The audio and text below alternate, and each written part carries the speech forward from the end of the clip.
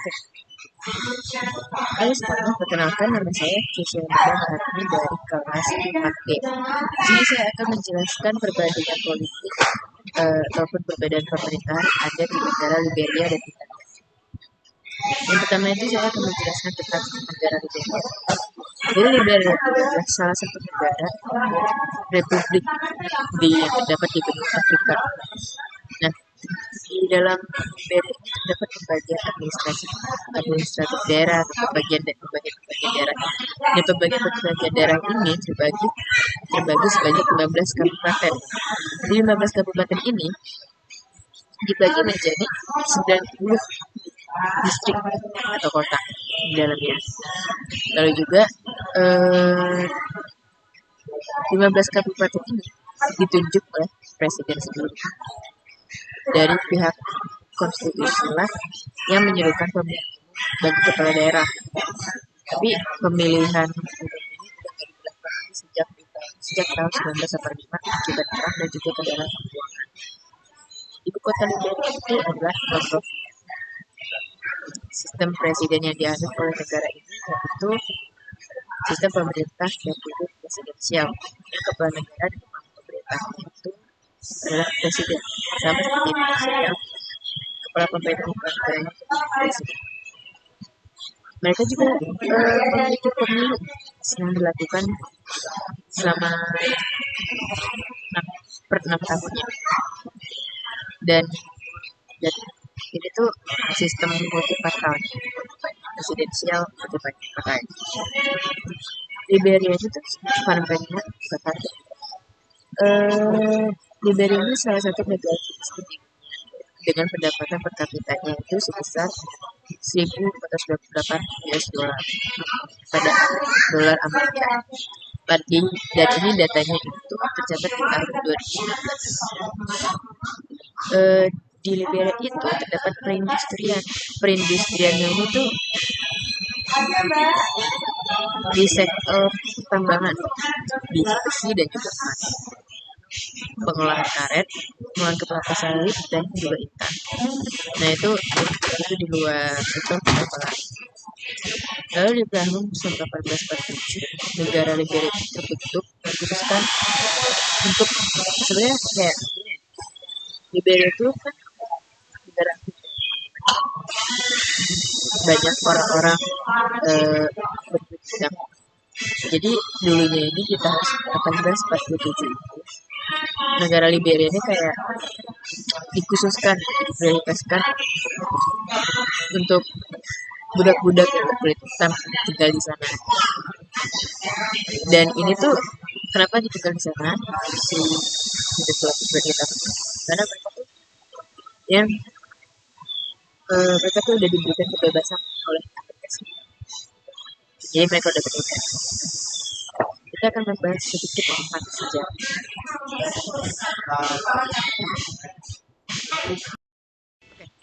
Jadi dari website-website yang sudah saya baca, saya menemukan sejarah panjangnya Liberia menuju kemerdekaan dan juga perdamaian. Yang pertama itu di tahun 1822, kolonial oleh pemuda Amerika Serikat. Liberia itu didirikan pada tahun 1822 oleh American Colonization Society atau ACS sebagai tempat bagi para mantan budak Amerika Serikat tadi yang diberikan kebebasan. Jadi kan yang seperti yang tadi saya sudah jelaskan, kalau Liberia itu dibentuk karena dibebaskan oleh Amerika Serikat. Pemukiman pertamanya itu ada di Cape Mesurado, menjadi kota pelabuhan Monrovia yang kemudian menjadi ibu kota Liberia. Liberia ini sebenarnya berasal dari bahasa Latin yang berarti liber. Dalam tanda kutip itu liber, yang berarti itu artinya bebas. Tujuan dari kolonisasi ini, meskipun berangkat pada niat baik, juga memiliki elemen pemaksaan terhadap budaya lokalnya. Lalu yang kedua itu ada diaspora orang Afrika Amerika. Orang Afrika Amerika yang datang ke Liberia ini membentuk lapisan masyarakat baru di benua Afrika. Nah, mereka tuh membawa budaya, tradisi, bahasa dari Amerika yang menciptakan perpaduan unik di dalamnya antara warisan Afrika dan juga Amerika. Jadi kayak percampuran mereka gitulah. Proses ini dikenal sebagai diaspora Afrika dan Amerika. Lalu yang kedua itu, yang ketiga itu ada konflik dengan suku pribumi. Jadi ya di mana-mana tuh pasti ada kayak konflik dengan pribumi ketika mau menempati suatu wilayah baru. Nah, eh, niat awalnya tuh mereka tuh memberikan tempat bagi orang Afrika Amerika tuh hidup bebas. Tapi ternyata kedatangan kolonial menyulut konflik nih dengan suku-suku pribumi yang udah warok lah, itu warga lokal lah tinggal di wilayah itu yang di tempatnya udah ditempatin sama Liberia sekarang. Kebijakan ekspansi dan dominasi oleh kolonial ini memicu perlawanan di dalamnya, terutama dari suku-suku seperti Bebo dan juga Basa. Lalu ada masa kemerdekaan. Nah, kemerdekaan itu tadi di tahun 1847, Liberia itu udah mendeklarasikan kemerdekaannya sebagai negara merdeka, menjadikan jadi si Liberia ini negara pertama yang merdeka di benua Afrika. Pembentukan republik ini tuh juga dilakukan oleh para pemimpin-pemimpin Amerika yang mayoritas adalah orang Amerika Afrika. Jadi mereka tuh yang pemimpin-pemimpin yang kayak kayak ini, kalau di Indonesia itu kan dulu pemimpin-pemimpinnya itu kan juga sekolah-sekolah di sekolah Belanda gitu ya. Jadi mereka kayak orang-orang pintar yang mencetuskan berdirinya Republik Indonesia sampai ke perjuangan. Terus kita lanjut. Joseph Jenkins Roberts terpilih sebagai presiden pertama di Liberia. Namun, ada kebijakan diskriminatif yang terhadap suku-suku pribumi oleh pemerintahan yang didominasi oleh orang Amerika Serikat, memicu ketidakpuasan dan ketegangan. Yang keempat, yang kelima, ada eksploitasi sumber daya dan dominasi kolonial. Pada akhir abad 19, Liberia itu mulai mengalami pertumbuhan ekonomi melalui eksploitasi sumber daya alam, terutama karet dan juga kayu. Namun, perekonomian yang terfokus pada ekspor ini juga menyebabkan ketidaksetaraan sosial dan eksploitasi terhadap pekerja, yang sebagian besar adalah penduduk asli di sana. Padahal ya, mungkin orang-orang yang mengeksploitasi kayu dan karet itu kayak merasa bodoh amat kali ya sama orang-orang pekerja yang tinggal di situ, yang mungkin punya tanah, mereka yang punya tanah di situ, pekerja di situ kan sebagian besar pada penduduk asli. Walaupun ini kan udah abad 19 ya, maksudnya kak, ini tuh udah beralih ke abad 19 yang dimana berarti udah 1 abad lebih mereka merdeka. Jadi pasti udah ada kenaikan ekonomi, udah banyak lah ya, penduduknya juga udah banyak kemajuan, walaupun ya dari mereka stuck di situ sampai sekarang. Lalu ada era tolak kolonialisme yang karena setelah Perang Dunia Kedua, gelombang kemerdekaan tuh melanda benua Afrika. Jadi setelah Perang Dunia Kedua tuh kan Afrika kan benua Afrika tuh banyak ya negara-negara, dari Afrika Barat, Afrika Tengah, Afrika Selatan, ada banyak tuh. Nah, Liberia itu kan tetap menjadi negara merdeka yang mempertahankan hubungan mereka tuh dengan Amerika Serikat, walaupun sebelum itu mereka dimanfaatkan, dijadikan budak. Nah, era pasca perang ini membawa perubahan politik dan ekonomi, namun juga menghadirkan tantangan seperti konflik internal dan ketidakstabilan politik. Yang ketujuh ada Perang Saudara dan Keterpurukan di tahun 1949 sampai 2003. Pada tahun 1949, Liberia itu terjerumus dalam perang saudara yang melibatkan kelompok etnis dan fraksi politik. Konflik ini tuh menyebabkan kehancuran ekonomi, penderitaan rakyat, dan ketidakstabilan politik. Charles Taylor itu seorang pemimpin pemberontak, memegang peran kunci dalam perang ini.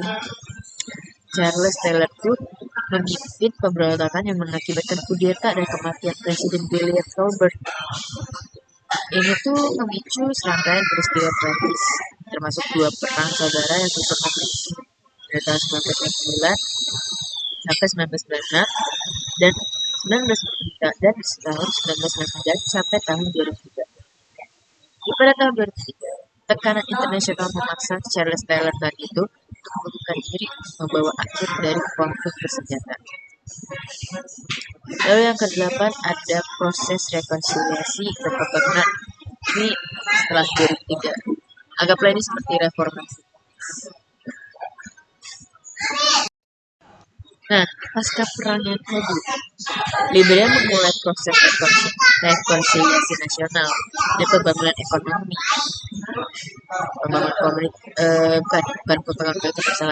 Pembangunan komunitas internasional, terutama Perserikatan Bangsa-Bangsa, yang berperan besar dalam menyelesaikan konflik di Liberia. Jadi PBB ini punya peran besar lah ya sama perang yang ada di Liberia, perang saudara ini. Misil sepanjang Liberia itu atau UNMIL didirikan untuk membantu mengembalikan stabilitas dan membantu dalam proses rekonstruksi. Ellen Johnson Sirleaf yang terpilih sebagai presiden pada tahun 2005, presiden Liberia, yang dia tuh menjadi wanita pertama yang memimpin negara di Afrika. Jadi ya ibaratkan seperti Megawati ya. Tapi Mega itu kan itu di negara kita ya. Gak tahu kita di Asia Tenggara tuh, di benua Asia tuh pasti udah banyak ya pemimpin presiden di sekitar tahun segitu. Mungkin udah ada di luar setelah Megawati. Nah, si Ellen Johnson ini kan udah jadi presiden pertama, wanita pertama. Pemerintahnya ini bagus, fokus pada pemulihan ekonomi, membangun kembali infrastruktur dan memperkuat institusi-institusi pemerintah. Lalu yang ke-9 itu ada krisis kesehatan dan upaya rekonstruksi. Pada awal abad ke-21, berarti ya sekitar 20-an ya, 2000-an ini, Liberia itu menghadapi ujian besar dengan wabah Ebola. Wabah ini yang menghantam negara ini pada 2014. Berarti baru sekitar baru 10 tahun yang lalu. Krisis kesehatan ini tuh menunjukkan kelemahan infrastruktur kesehatan dan perlunya juga reformasi. Selain itu, pemerintahan yang baru terpilih dipimpin oleh Ellen Johnson Sirleaf, yang dimana dia tuh berkomitmen memulihkan stabilitas dan membangun kembali negeri ini. Yang ke-10 itu ada tantangan masa kini dan harapan masa depan. Ini kan dari website. Nah, meskipun Liberia itu sudah mendapatkan kemajuan nih yang signifikan pasca perang, masih ada tantangan yang dihadapi. Ya seperti Indonesia ya, masih banyak yang harus dihadapi oleh para pemerintah Indonesia, terkait para korupsinya. Nah, sama kayak di Liberia itu banyaknya ketidaksetaraan ekonomi, keamanan yang kurang, dan juga korupsi. Makanya negaranya masih miskin kan, masih termasuk salah satu negara termiskin di dunia. Namun, upaya berkelanjutan untuk membangun perdamaian, memperkuat lembaga-lembaga demokratis, dan meningkatkan kesejahteraan rakyat menjadi fokus utama mereka di negara ini.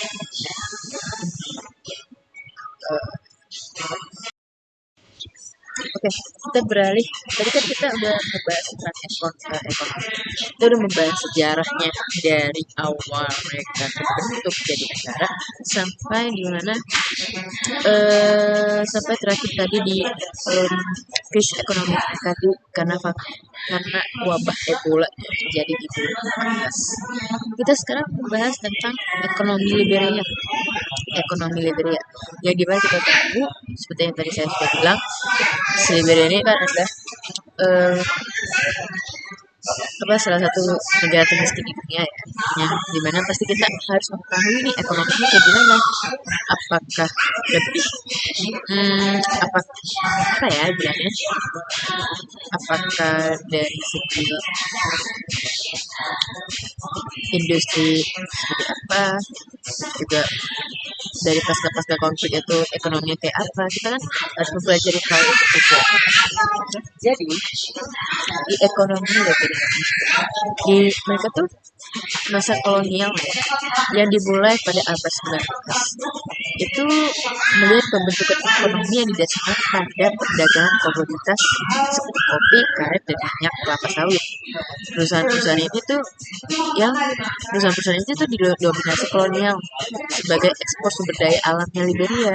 Namun hal ini tuh menyebabkan ekonomi tuh terlalu bergantung, ekonomi mereka tuh terlalu bergantung sama si sektor komoditas ini. Kan nggak boleh ya kalau ekonomi itu selalu berputarnya di situ-situ doang, tuh nggak bagus. Maksudnya itu kan itu sumber daya alam ya, dimana sumber daya alamnya itu bisa sewaktu-waktu habis, itu bukan permanen kayak bukan selama-lamanya ada, itu bisa habis. Lalu itu terus karena karena ekonomi itu diambil dari sumber daya alam adanya terjadi ekspansi karet dan tantangannya. Pada awal abad ke-20, karet itu menjadi sumber sumber komoditas ekspor utamanya di Liberia, dan ekonomi itu sangat bergantung pada karet, pada harga karet di pasar internasional. Fluktuasi harga karet mengakibatkan ketidakstabilan ekonomi, terutama selama depresi besar di tahun 1930-an. Lalu, pemulihan itu gimana? Setelah berakhirnya Perang Saudara di tahun 2003 lalu, Liberia itu memasuki fase pemulihan ekonomi, yang dimana pemerintahan yang stabil di bawah kepemimpinan si Ellen Johnson Sirleaf tadi, si presiden pertama di Afrika, membawa fokus reformasi ekonomi, pengembangan infrastruktur, dan penciptaan lapangan kerja. Namun tantangan besarnya bikin kurangnya modal, infrastruktur yang rusak, dan korupsi juga terus mempengaruhi upaya pemulihan. Jadi walaupun sebagus apapun pemerintahnya, pasti di dalam itu pasti ada patologi, gak selamanya bagus, pasti ada aja penyakit-penyakitnya apa. Gimana pertumbuhan ekonominya pas kemerdekaan di 1847, Liberia itu mulai langkah-langkah membangun ekonomi yang lebih beragam. Pertumbuhan ekonominya itu terjadi seiring dengan perkembangan sektor pertanian dan peningkatan produksi kopi, kakao, dan minyak kelapa sawit. Namun, ketidaksetaraan ini dalam distribusi kekayaan dan akses terbatas ke pendidikan dan layanan dasar itu menjadi tantangan utamanya mereka. Jadi walaupun udah ada si produksi ini, masih ada ketidaksetaraan dalam distribusi. Terus dampaknya apa ya? Yang didapat setelah perang sipil terhadap ekonomi. Jadi tahun 19 sampai 9, Liberia itu dihadapkan pada konflik dan perang sipil yang berlangsung selama 14 tahun. Si ini nih, perang saudara ini, konfliknya itu menghancurkan infrastruktur ekonomi, mengakibatkan penurunan dalam produksi pertanian, dan mengusik investor perang itu kan pasti menyebabkan krisis kemanusiaan ya, memiskinkan rakyat juga, dan merusak dasar-dasar ekonomi. Pokoknya perang ini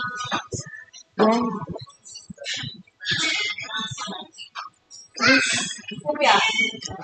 Terus juga kemungkinan pada saat kepemimpinannya si John tadi, si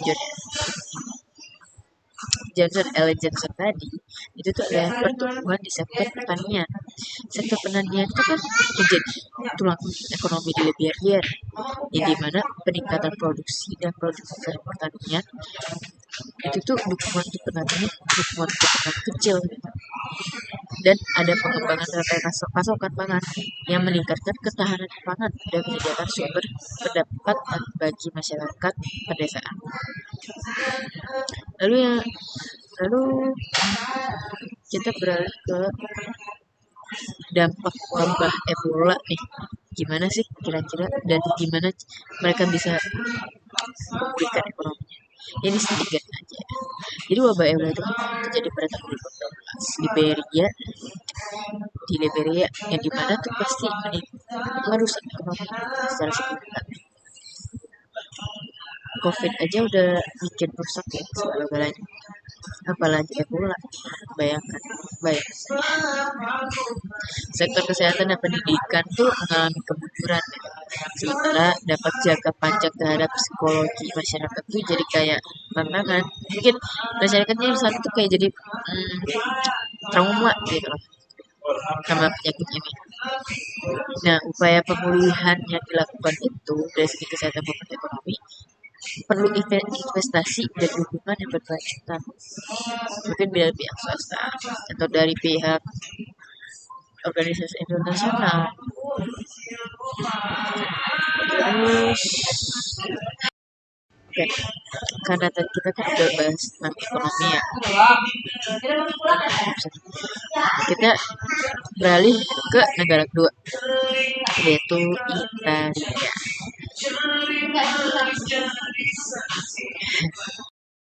Jadi kita lanjut ke Italia. Italia adalah salah satu negara yang ada Eropa, yang dimana ibu kotanya adalah Roma. Negara dengan banyaknya sejarah, melalui banyak sejarah. Salah satunya yang terkenal itu adalah bangsa Romawi kuno. Jadi kita lanjut ke pemerintahan secara singkat. Presiden di Italia itu sebagai kepala negara dan juga simbol kesatuan nasional.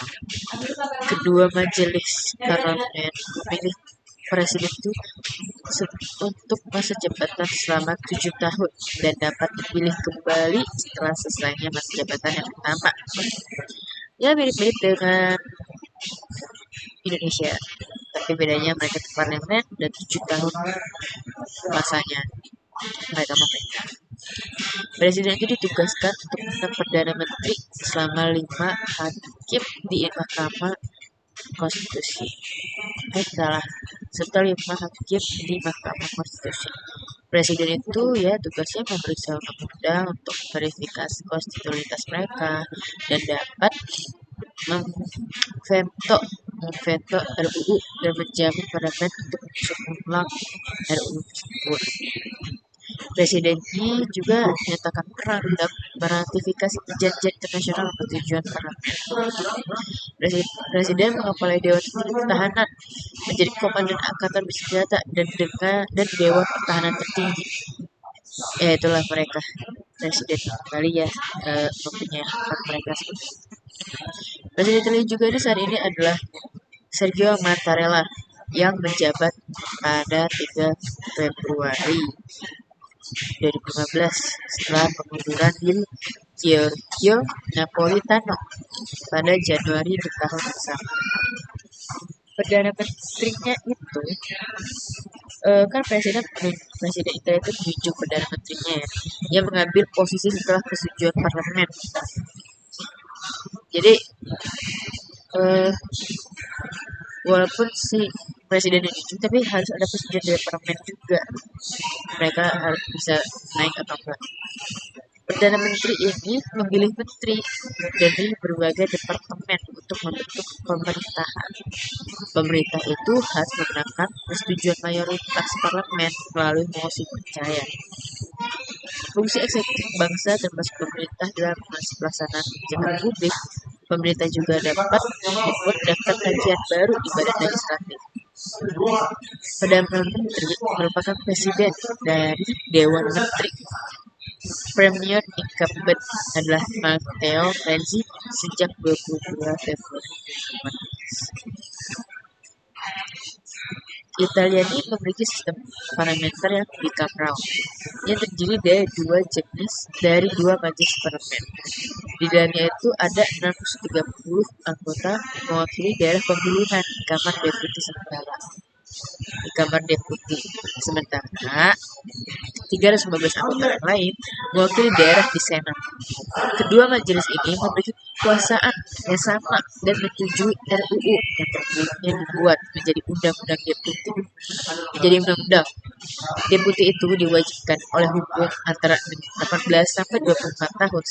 Sementara kalau senator itu antara 25 sampai 40 tahun. Jadi umurnya tempat muda ya. Masih umur 18 tahun udah bisa jadi deputi. Deputi dan senator ini dipilih untuk untuk masa jabatan selama 5 tahun. Parlemen juga dapat menjamin pemerintah untuk mundur jika mereka memberikan mosi tidak percaya. Cabang yudisial pemerintah di Italia itu adalah Mahkamah Agung yang adalah pengadilan kasasi yang mengadili banding dari pengadilan yang lebih rendah pada poin-poin hukum sampai ke tingkat tinggi kasasi. Pengadilan kasasi ini memastikan bahwa undang-undang tersebut ditafsirkan secara seragam di seluruh negeri, jadi rata. Di bawah pengadilan kasasi itu adalah pengadilan banding yang mendengarkan banding dari pengadilan yang lebih rendah dari jaringan pengadilan pidana data administratif yang ditugaskan untuk mengatur peradilan di negara tersebut. Hakim Italia ini adalah pejabat publik dan diharuskan untuk derajat ketidakberpihakan. Dewan Agung Kehakiman mempertahankan independensi peradilan, yaitu adalah Dewan Agung Kehakiman yang memang sewajibnya seperti itu. Terus ada pemerintah daerah dan lokal ya di Italia. Jadi walaupun mereka ya kan mereka pasti ada distrik-distriknya ya. Ada pemerintah daerah untuk mengatur daerah-daerah tersebut sendiri. Jadi di Italia itu ada 20 daerah yang diberikan Italia untuk tujuan administratif. 5 di antaranya itu bersifat otonom. Daerah otonom itu menikmati lebih banyak hak legislatif dan keuangan daripada daerah lain yang 15 tadi. Yang 15 di luar 5 ini yang tidak termasuk daerah otonom. Daerah ini merupakan peserta aktif dalam pemerintahan nasional. Jadi 5 daerah yang otonom ini ya aktif dekat dengan pemerintahan dan mereka tuh memiliki kewenangan untuk mengajukan peraturan perundang-undangan dan referendum.